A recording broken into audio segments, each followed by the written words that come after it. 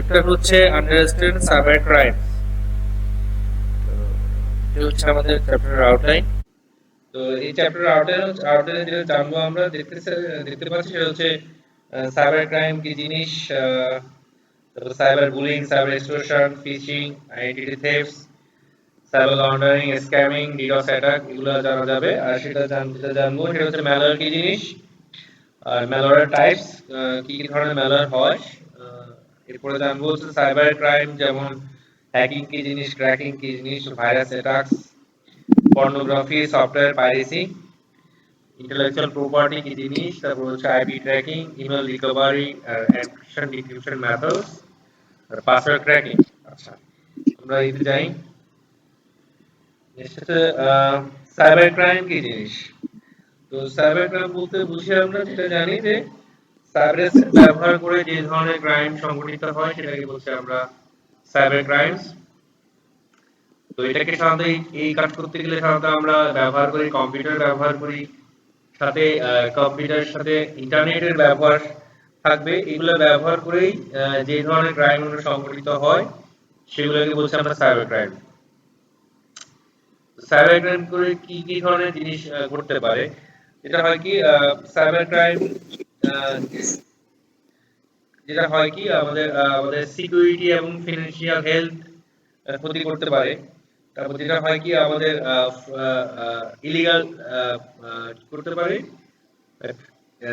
পর্নোগ্রাফির, child pornography করতে পারে, তারপর ভায়োলেন্ট প্রাইভেসি হতে পারে, স্টিলিং আইডেন্টিটিস হতে পারে, না আমাদের ব্যক্তিগত তথ্য হাতায় নিতে পারে। এগুলো ব্যবহার করে আমাদের বিভিন্ন ধরনের সাইবার থ্রেট হতে পারে, এবং বিভিন্ন ধরনের ফিনান্সিয়াল লস হতে পারে। কোনো ব্যাংকিং ইনফরমেশন লিক করে সেটা আমার ব্যাংকিং ফান্ড ট্রান্সফার করে ফেলতে পারে।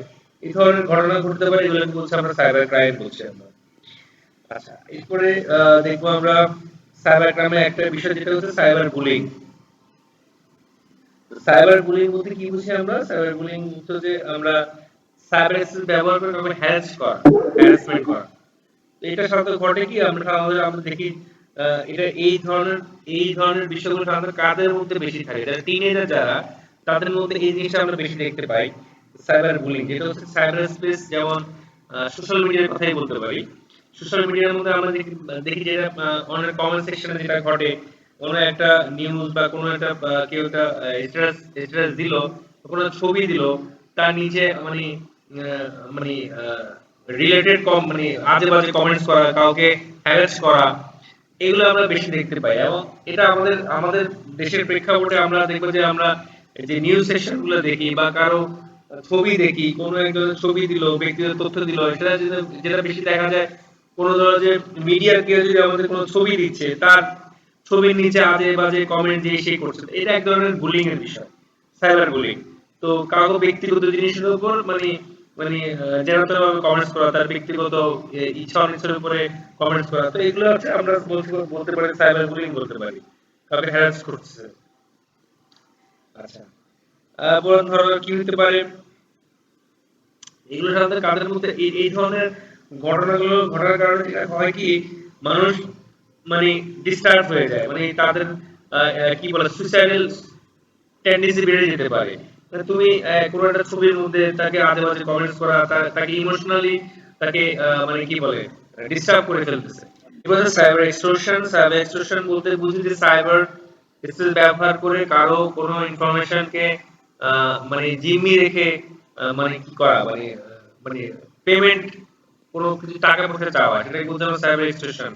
যেটাকে একটা বলতে পারি আমরা, ধরো যে কোনো ভিকটিমের, কোনো ধরো যে আমাদের যে কম্পিউটারগুলো প্রায় সময় আমরা দেখি র‍্যানসমওয়্যার অ্যাটাক করে। তো র‍্যানসমওয়্যার এক ধরনের এক্সটর্শন। র‍্যানসমওয়্যার কি যেটা করে, যেটা হচ্ছে আমাদের পিসিটাকে সে কবজায় নিয়ে নিচ্ছে, কবজায় নিয়ে আমাদের ফাইলগুলোকে একটা এনক্রিপশন টেকনোলজি দিয়ে এনক্রিপ্ট করে ফেলছে। করার পর যেটা ঘটে, এখন সে আমার থেকে এইটা উদ্ধারের জন্য আমার থেকে টাকা চায়। এটাকে বলছি আমরা বলতে পারি সাইবার এক্সটর্শন বলতে পারি আর কি। তো এবার যেটা দেখবো ফিশিং। ফিশিং নিয়ে আমরা অনেক কথা আগেও বলেছিলাম। তো ফিশিং হচ্ছে কি জিনিস, কারো কোনো লিংক ব্যবহার করে প্ররোচিত করা তাকে কোনো একটা লিংকে ক্লিক করার জন্য, এবং লিংকে ক্লিক করার মাধ্যমে এমন ভাবে থেকে প্ররোচনার মধ্যে ফেলা মানে বোকা বোকা বানানো, যেমন লাইক কোনো একটা ফেসবুক পেজ বা কোনো জিমেল এর পেজ হুবহু তৈরি করে তাকে ইনফরমেশন গেদার করা। একটা ব্যাংকিং পেজ হইতে পারে, কোনো একটা ব্যাংকিং ওয়েবসাইট হতে পারে। আমি শুধু হুবহু তাই তৈরি করে তাকে ফোর্স করতে, তুমি তোমার ইনফরমেশন এখানে দাও, সেই ইনফরমেশন আমি গেদার করে ফেলবো, সেক্ষেত্রে ওগুলো ব্যবহার করে আমি তার ইনফরমেশনগুলো হাতায় নিতে পারবো, তার অ্যাকাউন্টের অ্যাক্সেস নিতে পারবো। এটাকে বলছে আমরা ফিশিং। ফিশিং নিয়ে আমরা আগেও কথা বলেছিলাম। আচ্ছা, এরপরে আমরা যেটা দেখবো, আমরা একটু ফাস্টে আগাচ্ছি, আমরা এগুলো মোটামুটি আগেও পড়ে আসছিলাম।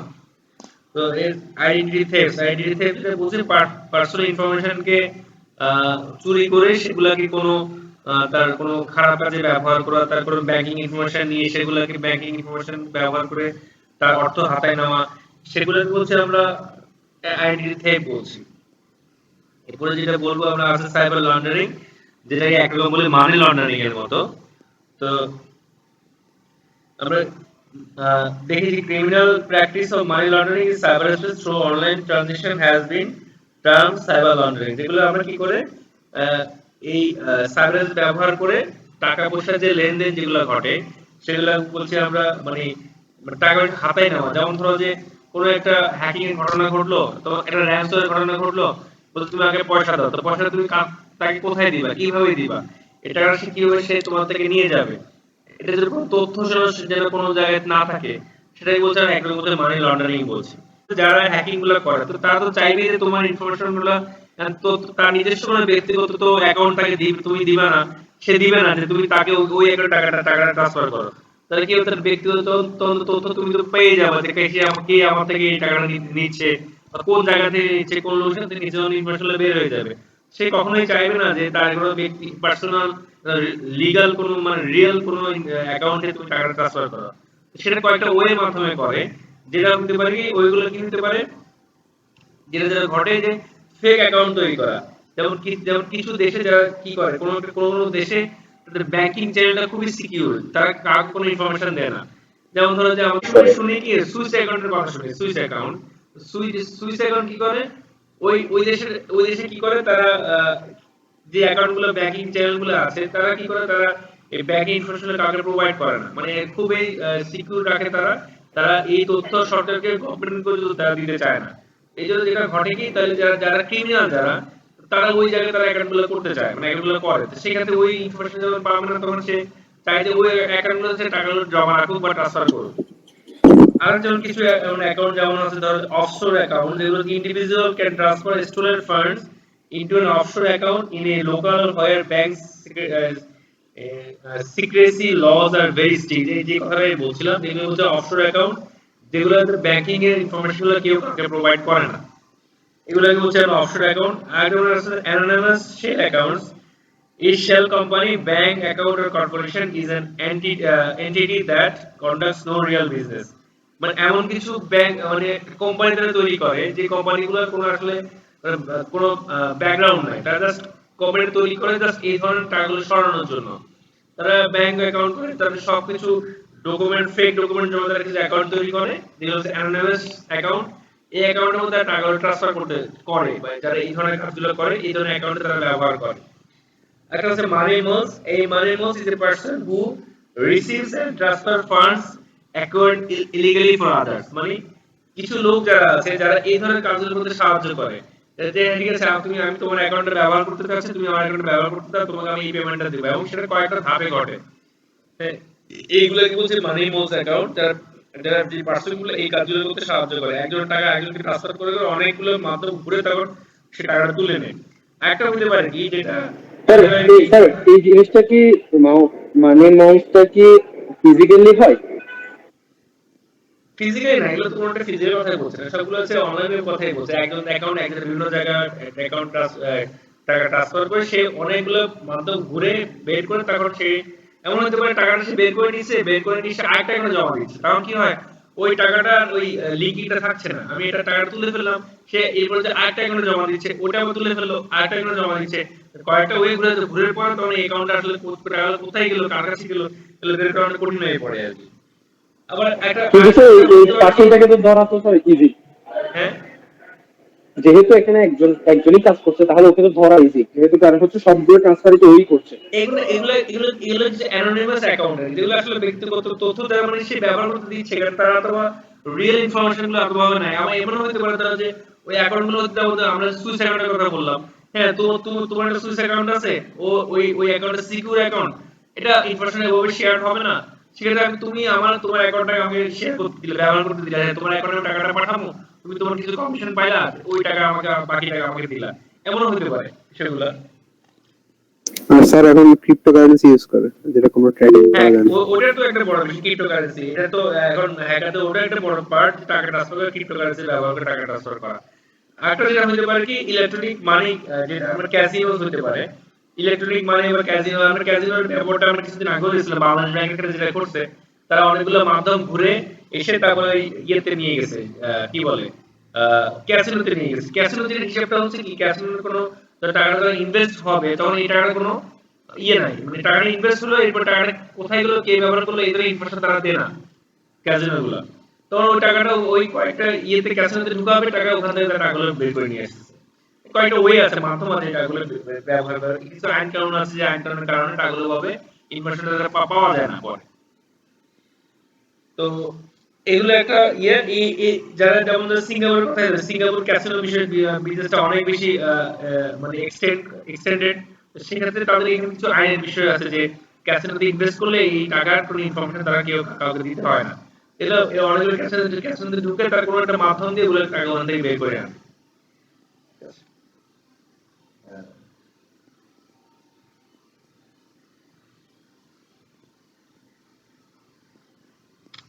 এরপরে বলছি কি স্ক্যামিং। স্ক্যামিং তো বুঝি, এটা আমরা বলি বলি কি মানে একটা ধরনের, যেটা আমি প্রত্যাশা করি না সেটা করে। স্ক্যামিং তো আমরা ধরো যে আমরা প্রায় সময় শিকার হচ্ছি, যেমন ধরো বিভিন্ন ধরনের মেইল আমরা দেখি যে বিভিন্ন মেইলে আমাদেরকে বিভিন্ন প্রাইজ দেওয়ার কথা বলা হয়। তুমি লটারি উইন করছো, মানে এত হাজার টাকা লটারি উইন করছো, এই ধরনের আমাদের প্ররোচনা দেওয়া হয়।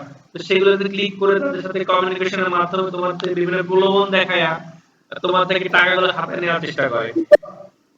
তারপরে যেটা ঘটে, কিছুদিন আগে বেরিয়েছে যে বিভিন্ন ইয়ে থেকে আমেরিকার সোলজার বলে যে আমি আমেরিকার সোলজার, আমি টাকাগুলো রাখতে পারছি না, তোমার কাছে আমি টাকাটা পাঠাতে চাই, তুমি বাংলাদেশে থাকো, আমি দেশে আসবো, তো তুমি টাকাটা তুলে দিবা। এখানে অনেকগুলো ওয়ে আছে, ওয়ের মাধ্যমে স্ক্যাম গুলো করা হয়। তো এই সাইবার স্পেস ব্যবহার করে এই ধরনের ঘটনা সবগুলোকে বলছে না স্ক্যামিং বলছি। এই ধরনের আছে স্ক্যাম, আমরা চিনবো কিভাবে? Scammers pretend to be from an organisation you know, মানে এটা এমন ভাবে করে যারা স্ক্যামিং করে যে সে বলে কি আমি এই অর্গানাইজেশনটাকে ওন করি।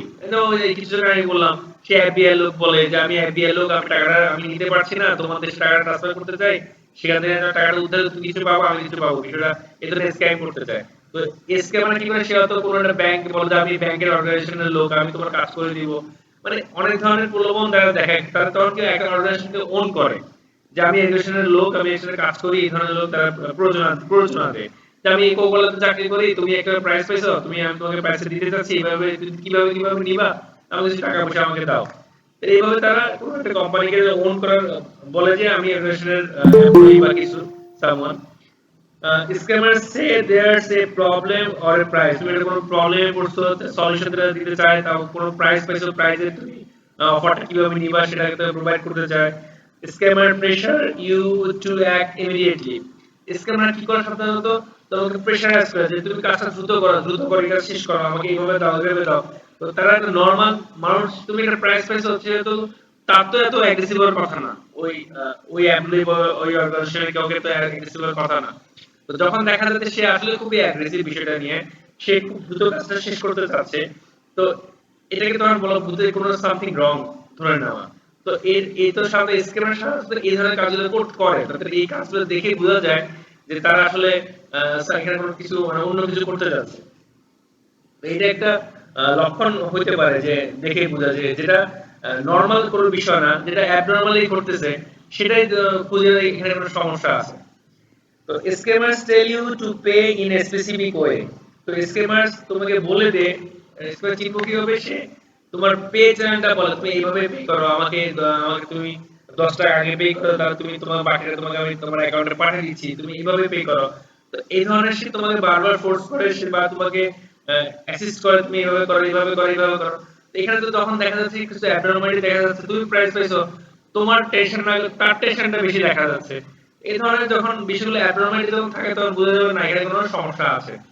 তো এটা এগুলা এগুলা দেখে তোমাকে চিন্তা ভাবনা করতে হবে আমি কোনো স্কেলের মধ্যে পড়ে যাচ্ছি কিনা। আচ্ছা, এরপর যেটা বলছে ডিডস নিয়ে কথা, ডিডস নিয়ে আমি এখানে খুব একটা লিখি নাই। তো ডিডস নিয়ে আমরা আগেও কথা বলছিলাম। ডিডস মানে কি? Distributed Daniel of service. তো ডিস্ট্রিবিউটেড সার্ভিসটা কি?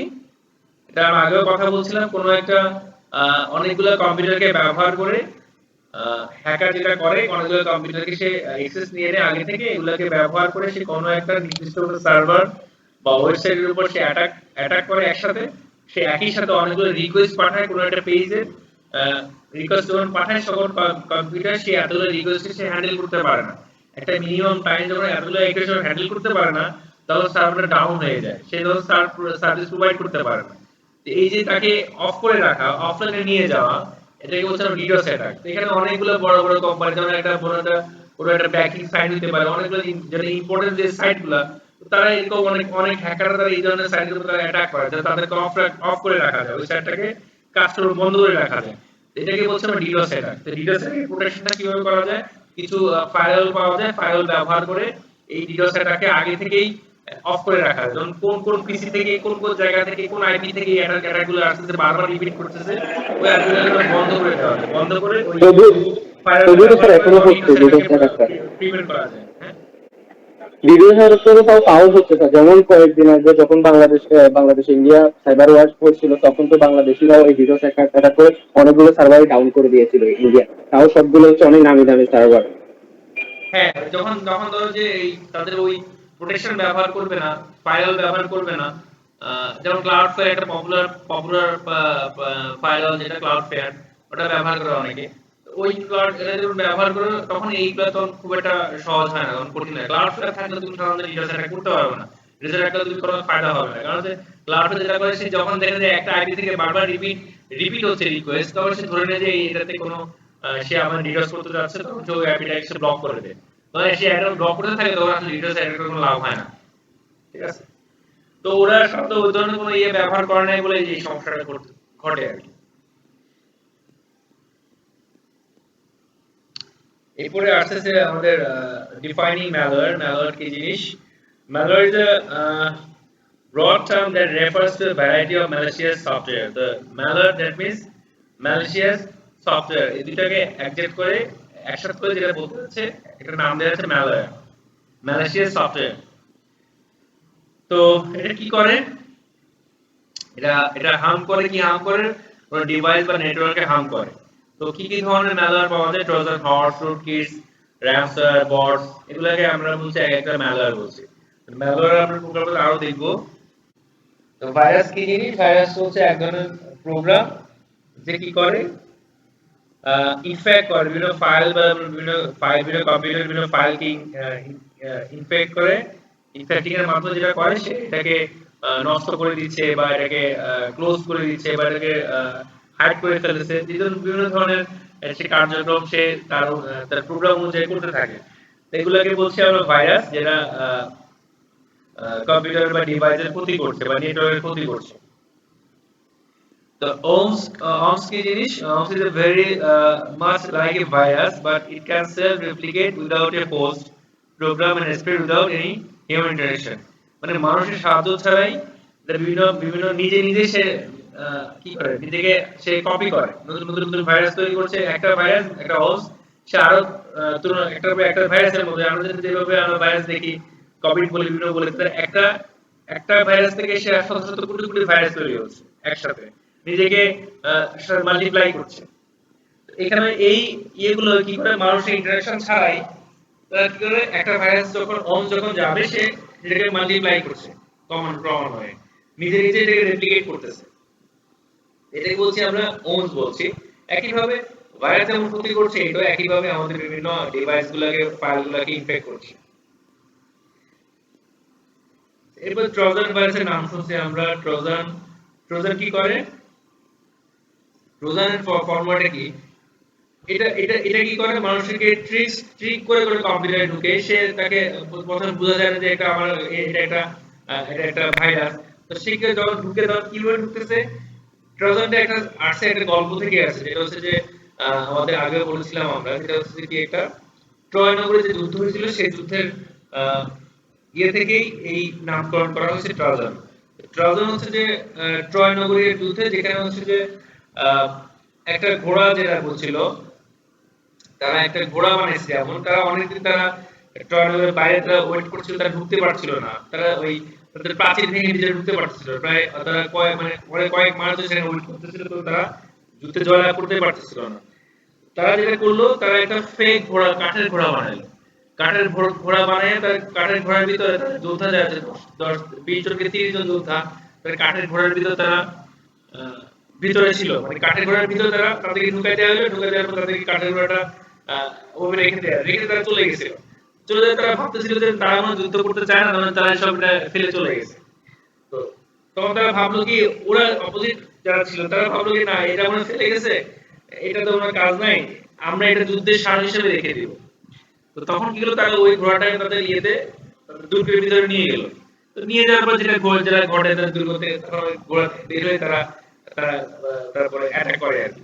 তো ওই ওই জায়গা থেকেই যেমন লুকাই থেকে এই ঘোড়াটা ভিতরে ঢুকলো, ঢুকে তারপর ওখানে গিয়ে তারা হামলা করলো, যুদ্ধ করলো। তো বিষয়টা ওই জায়গা, ওই কনসেপ্ট থেকেই এই ভাইরাসটার নাম দেওয়া হয়েছে যে, বা এই প্রোগ্রামটার নাম দেওয়া হয়েছে ট্রোজান ভাইরাস বা ট্রোজান হর্স দেওয়া হয়েছে আর কি। তো ওই কনসেপ্ট থেকে এটা আসে। আচ্ছা, এই রুটকিট যেটা করে, রুটকিট হচ্ছে যে আমাদের একটা স্পাইওয়্যার মতো, যেটা স্পাইওয়্যার যেটা করে, কোন একটা রুটকিট যেটা করে, কোন একটা প্রোগ্রাম এটা যেটা কোন একটা ডিভাইসের মধ্যে ইনস্টল হয়ে সে কন্টিনিউয়াসলি ইনফরমেশন পাঠাতে থাকে। ইনফরমেশন পাঠায়, লাইক আমি যেমন একটা ডিভাইসের রুটকিট ইনস্টল করা আছে, সেটা যেটা হয় কি, আমার ডিভাইসটা কোন লোকেশনে আছে, জিপিএস লোকেশন বের করা, আমার ফোনে ইনফরমেশন বের করা, আমি কাকে মেসেজ পাঠাচ্ছি, আমি কোথায় থেকে ফোন রিসিভ করছি, মানে সবগুলো ইনফরমেশন যায় আছে, সেটা একটা স্পাইয়ের মতো কাজ করতেছে সে এই রুটকিটটা। তো এই ধরনের সফটওয়্যারগুলো বলছি আমরা রুটকিট বলছি। এই রুটকিটটা আর বেশি কারণ ডেঞ্জারাস দেখো, they are easily injected into the operating system kernels. এখানে কয়টা স্তর থাকে, সিকিউরিটি কয়টা স্তর থাকে, স্তরের একদম লাস্ট যেটা স্তর হচ্ছে এটা কার্নেল। এটা একদম কার্নেলে গিয়ে অ্যাটাক করে। সেক্ষেত্রে যে কোনো অ্যান্টিভাইরাস দ্বারা এই রুটকিটটাকে রিমুভ করা অনেক বেশি টাফ। কারণ এই অ্যান্টিভাইরাস আমাদের কাজ করে, আমাদের টপ লেভেলে কাজ করে, ওই টপ লেভেলে যে প্রোগ্রামগুলো সেগুলো রিমুভ করতে পারে। কার্নেলে যদি কোনো যদি ইনফেক্টেড হয় কোনো ভাইরাস দ্বারা বা কোনো ধরনের প্রোগ্রাম দ্বারা, বা এটা যে মডিফাই করে, কার্নেলকে মডিফাই করে ফেলে, কার্নেলের উপর কোনো অ্যান্টিভাইরাস কাজ করতে পারে না। ঠিক আছে? তো এই রুটকিটটা কি কাজ করে, এই ধরনের প্রোগ্রামগুলো একদম কার্নেলে গিয়ে কাজ করে, কার্নেলকে মডিফাই করে ফেলে। ঠিক আছে? তো সেক্ষেত্রে কোনো অ্যান্টিভাইরাস সফটওয়্যার এটাকে আসলে রিমুভ করে, এটা জন্য খুব কঠিন। কার্নেলটা হচ্ছে যে আমাদের মূল প্রোগ্রাম, যে একদম কম্পিউটারের মানে অপারেটিং সিস্টেমের মূল যে জায়গা, মানে একদম হার্ড বলতে পারো, ওখান থেকে ওটাকে আমরা এটাকে ব্যবহার করে প্রোগ্রামগুলো দেওয়ার কাজ করে আর কি। কার্নেলটা একদম এটা প্রাণ বলা যায় এটা অপারেটিং সিস্টেম। তো এই কার্নেল যখন মডিফাই করে কার্নেলে গিয়ে যখন সে অ্যাটাক করে, তখন বিষয়টা তোমার ওই যে একটা ইয়ে দ্বারা কয়েকটা সিকিউরিটি করে স্তর থাকে, স্তরের মধ্যে ডিভাইসে কাজ করে, প্রথমে এবং সেকেন্ড স্তরে কাজ করে, ওই প্রোগ্রামগুলো সে রিমুভ করতে পারে। এর ভিতরে কার্নেল সে কাজ করে না, পুরো ডিভাইস কার্নেলে গিয়ে কাজ করে না। তো ওই সেই কার্নেলে যে মডিফাই যখন ভাইরাসটা অ্যাটাক করে, তখন ইনফেক্ট করছে, তখন ওইটাকে সে রিমুভ করতে পারে না। আচ্ছা, র্যামসের কথা আমরা আগে থেকেই জানি। র্যামসের যেটা করে যে সে উপলক্ষণে মানে মুক্তিপণ্যে, কিভাবে মুক্তিপণ্যে কোনো ফাইল, বিভিন্ন আমাদের কম্পিউটারের ফাইলগুলোকে, প্রোগ্রামগুলোকে সে এনক্রিপ্ট করে ফেলছে, এনক্রিপ্ট করার পরে সে এনক্রিপশন কি, হ্যাঁ কথা শোনা যায় না? যাচ্ছে তো স্যার। যাচ্ছে স্যার। আচ্ছা, র্যামসেল যেটা জানি যে র্যামসেল কি করে, আমাদের মুক্তিপণ দাবি করে কোন প্রোগ্রাম, যেটা এই প্রোগ্রামটা ইনস্টল হওয়ার মাধ্যমে সে আমাদের ফাইল প্রোগ্রামগুলোকে এনক্রিপ্ট করে ফেলে। এনক্রিপ্ট করে, এই এনক্রিপশন টেকনোলজি যেহেতু আমরা জানি না, তখন এই এনক্রিপশন কি এর জন্য আমাদের যে অ্যাটাকার তার কাছে যেতে হয়। তো অ্যাটাকার যেটা করে, আমাকে মেসেজ করে যে তুমি আমাকে পয়সা দাও, সেক্ষেত্রে তোমাকে আমি এই এনক্রিপশন কি দিয়ে দিব, সেটা তুমি এগুলো ডিক্রিপ্ট করতে পারো। তো তখন সে সাধারণত ক্রিপ্টোকারেন্সির মাধ্যমে টাকা মানে ডলার নিতে চায় আর কি, বা টাকা নিতে চায়। তো এটা একটা সিস্টেম যেটা মানে আমাকে আটকায় ফেলে, বিপদে ফেলে, লক করে ফেলে, তখন সে আমার থেকে মুক্তি মামলা দায়ের করে। এগুলাকে মানে ফাইলগুলোকে উদ্ধার করার জন্য, বিভিন্ন প্রোগ্রামগুলোকে উদ্ধার করার জন্য। এরপরে হচ্ছে এখন বট। স্যার বটের কথা আমরা বট ব্যবহার করে কোথায় বট ব্যবহার করি? বটটা ব্যবহার সাধারণত আমরা দেখি যে আমরা যখন ডিডোস অ্যাটাক করা হয়, তো ডিডোস অ্যাটাক যখন করা হয়, একটা অ্যাটাকার কি করে, সে অনেকগুলো কম্পিউটারকে অ্যাক্সেস নিয়ে নেয়। সে তো তার নিজের একটা পিসি দিয়ে তো আর সে ডিডোস করতে পারবে না। আর ডিডোস করলেও সেটা খুব একটা সাকসেসফুল হবে না। তো ডিডোস অ্যাটাক করার জন্য অনেকগুলো কম্পিউটার তার প্রয়োজন হয়। অনেকগুলো কম্পিউটার থেকে একসাথে অনেকগুলো সে রিকোয়েস্ট সে একসাথে পাঠায়। তো যখন সেটা করতে চায়, তখন তাকে অনেকগুলো কম্পিউটার অ্যাক্সেস নিতে হয়। তো ওই কম্পিউটার গুলোকে ইনফেক্টেড কম্পিউটার বলতে পারি, যে কম্পিউটার সে অ্যাক্সেস নিয়ে নিচ্ছে। তো এগুলোকে আবার বলি আমরা জাম্বিও বলি। জাম্বিটা হচ্ছে কি এক ধরনের ইনফেক্টেড, আমরা ওই বিভিন্ন ছবিতে দেখি ইনফেক্টেড মানুষ কোনো ভাইরাস দ্বারা ইনফেক্টেড হয়ে আছে, ওগুলোকে আমরা জাম্বি বলি। তো একইভাবে এই কম্পিউটার গুলো ও একইভাবে ইনফেক্টেড, কারণ কিভাবে কোনো ভাইরাস দ্বারা, কোনো স্পাইরার দ্বারা অলরেডি সে ইনফেক্টেড হয়ে আছে এবং অ্যাটাকার সেগুলোকে অ্যাক্সেস করতে পারতেছে অলরেডি। তো সে যখন এই কম্পিউটারে একসাথে অ্যাটাক অ্যাক্সেস নিয়ে নিচ্ছে, তো সে এই প্রত্যেকটা কম্পিউটারকে ব্যবহার করে সে এখান থেকে বসে ওই কম্পিউটার থেকে সে রিকোয়েস্ট পাঠায়, ওই নির্দিষ্ট সার্ভারে পাঠায়, ওয়েবসাইটে পাঠায় বা সার্ভারে পাঠায় ওগুলো ওই এটাকে একসাথে অনেকগুলো রিকোয়েস্ট পাঠায়, ওই সার্ভারটাকে ডাউন করে ফেলে। তো ওই ইনফেক্টেড পিসগুলোকে বলছে একটা বট বলতেছি আমরা, ঠিক আছে? এরপরে হচ্ছে অ্যাডওয়্যার ব্যবহার করা হয়, এগুলো আমরা আগেও বলছিলাম। অ্যাডওয়্যার মানে অ্যাড দেওয়ার জন্য ব্যবহার করা হয়। তোমার পিসিতে একটা প্রোগ্রাম ইনস্টল করে দেওয়া হচ্ছে, ওই প্রোগ্রামটা ব্যবহার করে নির্দিষ্ট সেই অ্যাডগুলোকে সে অ্যাড দেখায়, বিভিন্ন ধরনের যে সেই ধরনের অ্যাড দেখাতে চাচ্ছে, ওই অ্যাডগুলো তোমার অ্যাড যাচ্ছে, তোমার ইন্টারেস্টগুলো নিচ্ছে, ইন্টারেস্টগুলো ব্যবহার করে সেই অ্যাডগুলো প্রোভাইড করে, ঠিক আছে? তো এটা এক ধরনের ম্যালওয়্যার বলা যায়, যেটা তুমি চাচ্ছ না কিন্তু তোমাকে ফোর্স করে এটা তোমার প্রোগ্রামটা ঢুকাই দিয়ে সে তোমার ইন্টারেস্ট গুলো কভার করছে, ইন্টারেস্ট গুলো কভার করে সেগুলোকে অ্যাডভার্টাইজমেন্টের কাজে ব্যবহার করতেছে। আবার ধরো যে স্পাই আমরা আগে বলছিলাম, স্পাইটা হচ্ছে স্পাই করা, মানে দূর থেকে বসে তোমাকে ফলো করা। তো সেক্ষেত্রে এই প্রোগ্রামগুলো তোমার মোবাইলে বা পিসিতে বসে তোমার ইনফরমেশন গেদার করছে। আচ্ছা, এটা হতে পারে, এখানে বলছে কি লগার কথা বলছে, তুমি তোমার কি চাপতেছো, কোন কি কিবোর্ডে কি ব্যবহার করতেছো, সেগুলো দিয়ে সে পাসওয়ার্ড গুলো সে নিয়ে নিতে পারতেছে। ম্যালওয়্যার সিম্পটম এটার প্রয়োজন নাই। আচ্ছা, এটা একটু বলি। ম্যালওয়্যার সিম্পটমটা হচ্ছে কি, তুমি একটা তোমার পিসি যে ম্যালওয়্যার অ্যাটাক তুমি বুঝবে কিভাবে? এগুলো কিছু বিহেভিয়ার দেখে তুমি আসলে একটু ধারণা করা যায় তোমার পিসি কোনো ভাইরাস দ্বারা আসলে এফেক্টেড হয়ে আছে কিনা। তো সেক্ষেত্রে দেখা যায় ইনক্রিজ অফ সিপিইউ ইউজেস, মানে তুমি দেখা যে তোমার সিপিইউ টা কিরকম ব্যবহার হচ্ছে। তুমি কাজ করতে একটা অফিস ওয়ার্ডে কাজ করতেছো, দেখা যাচ্ছে তোমার সিপিইউ টা একদম 100% বা 90% ব্যবহার হচ্ছে। দেখা যাচ্ছে তাদের তো এখানে কোনো অ্যাবনর্মাল কিছু ঘটতেছে। আমি ব্যবহার করতেছি এমএস ওয়ার্ড, শুধু একটা প্রোগ্রাম ব্যবহার করতেছি, কিন্তু আমার সিপিইউ দেখা যাচ্ছে সে অনেক বেশি ইউজ হচ্ছে। তো এখানে একটা সন্দেহ তৈরি হচ্ছে যে আমার সিপিইউ কেন এত ব্যবহার হচ্ছে, আমার কোনো অন্য কোনো প্রোগ্রাম কি আমার ব্যাকগ্রাউন্ডে চলতেছে কিনা। এটা একটা দেখার বিষয় হতে পারে। Lagging in computer web browser স্পিডটা কি কমে গেছে কিনা আগের থেকে। নেটওয়ার্ক কানেকশন প্রবলেমস আর unusual interest in network traffic, তোমার নেটওয়ার্ক ট্রাফিকটা কি বেড়ে গেছে কিনা। এখানে কিছু সফটওয়্যার পাওয়া যায়, যে সফটওয়্যারগুলো দেখা যায় তোমার নেটওয়ার্কটা আসলে তোমার এই কম্পিউটারটা কোন নেটওয়ার্ক তুমি ব্যবহার করতেছে, কোন আইপি ব্যবহার করতেছে, এগুলা দিয়ে কোন জায়গায় সে ডাটা পাঠাচ্ছে, কি পরিমাণ ডাটা পাঠাচ্ছে, এগুলো কিছু সফটওয়্যার পাওয়া যায়। সফটওয়্যার নামটা এখানে মনে নেই আমার। ওই সফটওয়্যারগুলো ব্যবহার করে দেখা যায় যে তোমার নেটওয়ার্ক ট্রাফিক দেখা যায়। তো তুমি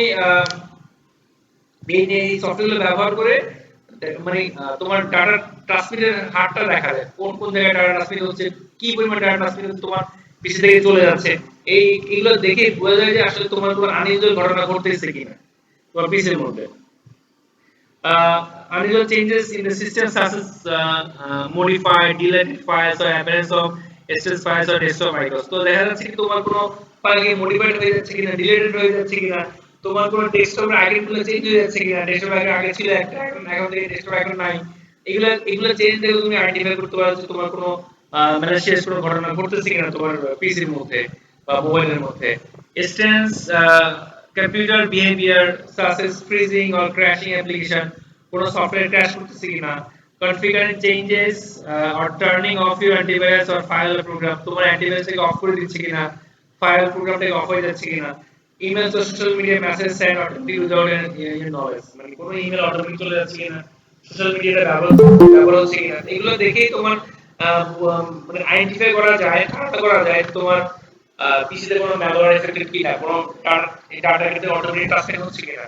এটা এগুলো দেখা যায় বিশেষ সবচেয়ে ভালো যেটা হয় তোমার ওই যে নেটওয়ার্ক ট্রাফিকটাকে অ্যানালাইসিস করা, মানে আমি কি ব্যবহার করছি আর কি পরিমাণ ট্রাফিক আমার থেকে আমার পিসি থেকে যাচ্ছে।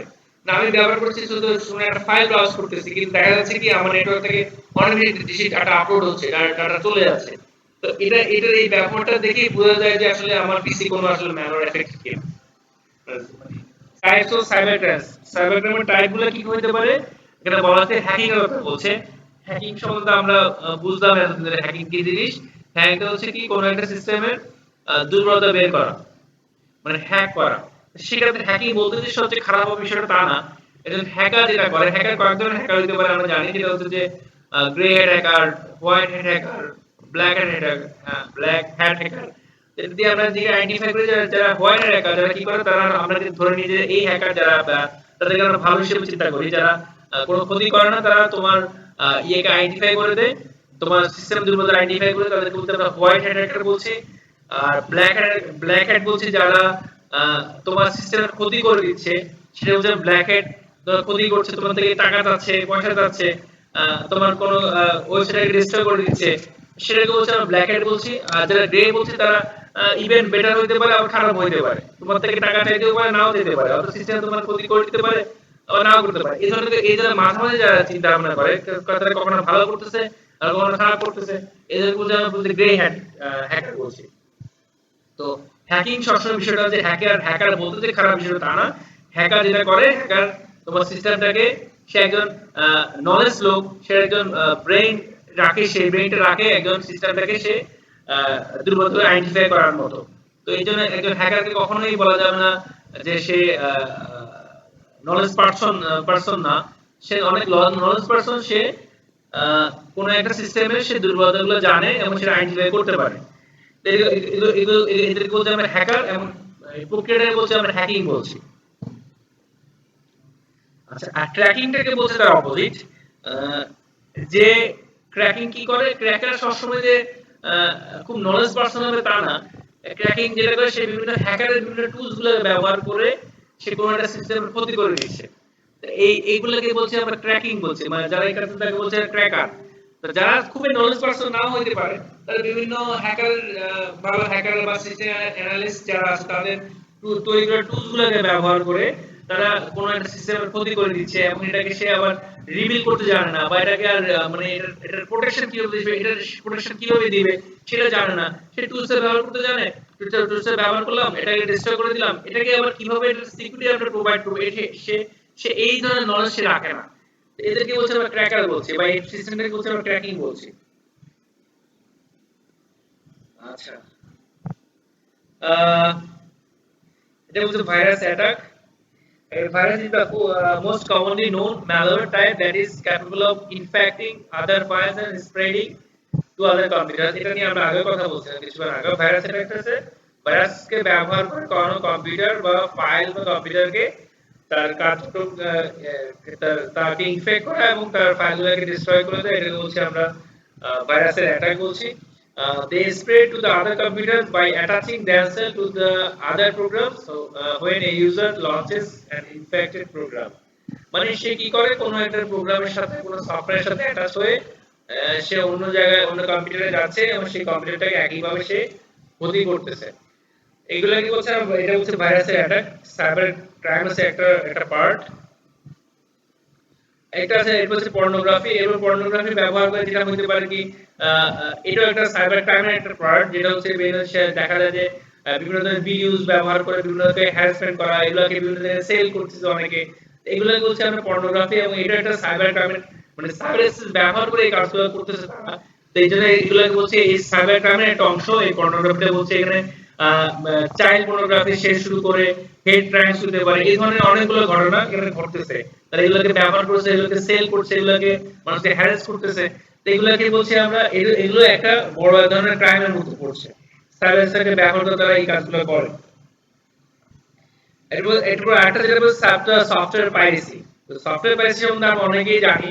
আমরা যে সফটওয়্যার, অনেকে সফটওয়্যার ব্যবহার করে ক্র্যাক সফটওয়্যার ব্যবহার করে।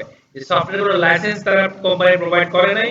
কোম্পানি বলেছে যে তুমি আমার কোম্পানি সফটওয়্যার ব্যবহার করবে, তুমি লাইসেন্স নিয়ে কিনে ব্যবহার করো। কিন্তু যারা কি করে এগুলাকে সফটওয়্যার ক্র্যাক তৈরি করে এগুলাকে তারা ইলিগালি ব্যবহার করে। অনেকগুলো কপি তৈরি করছি, আমরা অনেকে ব্যবহার করছি। তো এগুলাকে বলতে সফটওয়্যার পাইরেসি, এটা এক ধরনের ক্রাইমের মধ্যেই পড়ে। কারো অনুমতি বেঁধে রেখে তার নিজের অন্যের প্রপার্টি বা অন্যের সম্পদ, অন্যের জিনিস ক্রিয়েটিভিটি আমি তাকে না জানিয়ে, তাকে তার মূল্য না দিয়ে ব্যবহার করছি, এটাকে বলছে আমরা এটা এক ধরনের ক্রাইম হিসেবে ধরা হচ্ছে। তো আমরা সফটওয়্যার যখন এভাবে ব্যবহার করব, এটাকে বলছি আমরা এটা one kind of crime, cyber crime বলে ধরা হচ্ছে।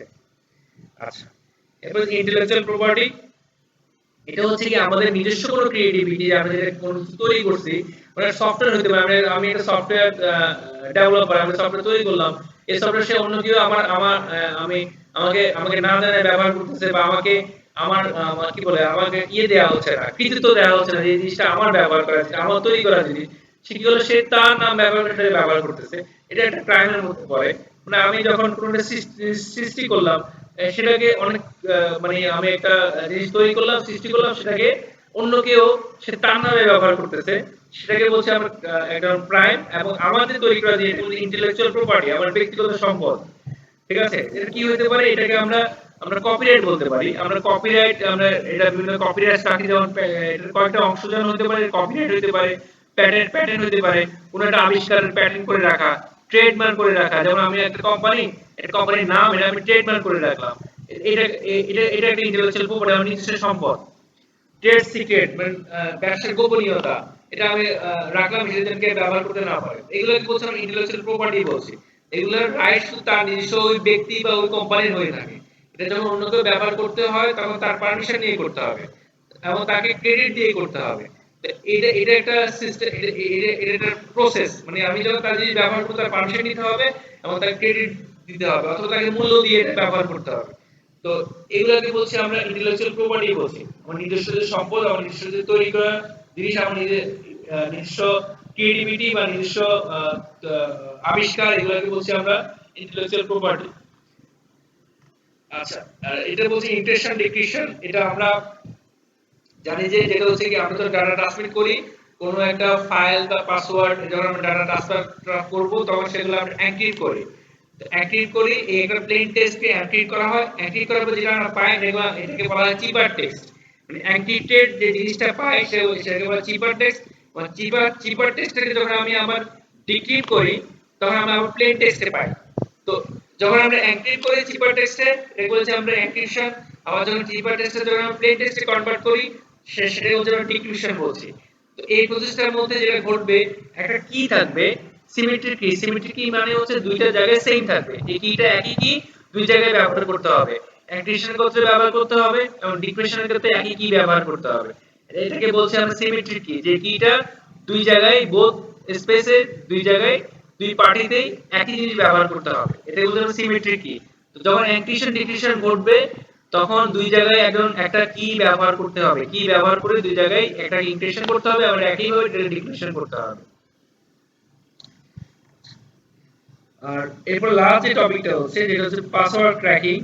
একটা পাসওয়ার্ড আমরা কিভাবে ক্র্যাক করব, একটা পাসওয়ার্ড কিভাবে আমরা ভাঙবো, সেক্ষেত্রে আমরা অনেকগুলো ওয়ে আছে। যেটা হচ্ছে আমরা আগে পড়ছিলাম, যেটা ডিকশনারি অ্যাটাক। ডিকশনারি অ্যাটাকটা হচ্ছে যে আমার মানে ধরো কোনো একটা এরিয়া, মানে পাসওয়ার্ড হতে পারে, সেই পাসওয়ার্ড গুলোকে একসাথে করে কয়েক কোটি পাসওয়ার্ড একটা জায়গায় ফাইলে থাকলো। ওই ফাইলের এই পাসওয়ার্ড গুলো যখন ম্যাচ করে দেখা, যে কোনো একটা পাসওয়ার্ড ম্যাচ করে যায় কিনা। তো এটা এই ডিকশনারি একটা হইতে হবে কি সব জায়গায় কাজে লাগবে না, এটা হইতে হবে কি কোনো একটা এরিয়া।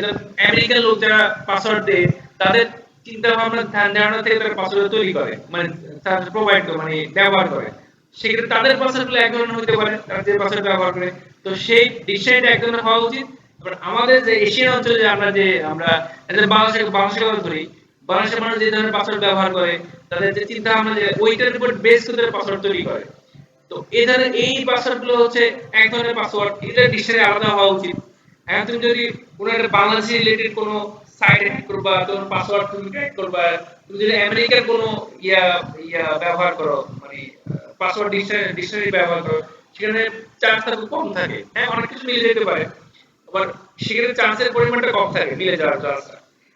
তো ডিকশনারিটা হওয়া উচিত তখনই সাকসেসফুল হবে তো যদি এই ডিকশনারিটা ওই রিলেটেড ওই এরিয়ার লোকদের ব্যবহার করা পাসওয়ার্ড হয়, তখন কাজে লাগার চান্সটা বেশি থাকে। আর ব্রুট ফোর্স একটা হচ্ছে যে পাসওয়ার্ড কম্বিনেশন তৈরি করা, যেমন একটা 8 ডিজিটের পাসওয়ার্ড 6 ডিজিটের পাসওয়ার্ড কি কি হইতে পারে, সে ডেফিনেটলি এ থেকে জেড ব্যবহার করবে, বড় হাতে অথবা ছোট হাতে, অথবা সাইন ব্যবহার করবে, অথবা ডিজিট ব্যবহার করবে, 0 থেকে 9 ব্যবহার করতে পারে। তো আমি যখন পাসওয়ার্ড বানাবো তখন এগুলোকে ব্যবহার করে বানাবো, এর বিভিন্ন কম্বিনেশন তৈরি করব, এই কম্বিনেশন ব্যবহার করে ম্যাচ করে দেখবো যে কোনটা ম্যাচ করে যায় কিনা। এটাকে বলতে পারি ব্রুট ফোর্স অ্যাটাক। আর ফিশিং তো আমরা আগেই পড়ছি, কোনো লিংক ব্যবহার করে একটা হুবহু সাইডের পেজ তৈরি করে কোনো একটা মানে আমি যে তাকে প্রলুব্ধ করার জন্য কোনো একটা ওয়েবসাইট বা কোনো একটা সোশ্যাল মিডিয়ার হুবহু সাইট তৈরি করে তাকে ওখানে প্রলুব্ধ করা, তার আইডি পাসওয়ার্ড তাকে দেওয়ার জন্য। এটাকে বলতে আমরা ফিশিং অ্যাটাক বলছি। আর সোশ্যাল ইঞ্জিনিয়ারিং হচ্ছে ওই জিনিসটা প্রলুব্ধ করা, মানে আমি কাকে কিভাবে আমি প্রলুব্ধ করতে পারি এই কাজটা করানোর জন্য, কোনো লিংকে ক্লিক করানোর জন্য, তার পাসওয়ার্ডটা দেওয়ার জন্য। এটা হচ্ছে সোশ্যাল ইঞ্জিনিয়ারিং। আর ম্যালওয়্যার আমরা পড়ছিলাম, ম্যালওয়্যার ব্যবহার করে পাসওয়ার্ড ক্র্যাক করা, কিলগার ব্যবহার করে পাসওয়ার্ড ক্র্যাক করা, এগুলো একটা ওয়ে হইতে পারে পাসওয়ার্ড ক্র্যাকিং। ঠিক আছে, তো এটা ছিল আমাদের লাস্ট স্লাইড ছিল এই চ্যাপ্টারের।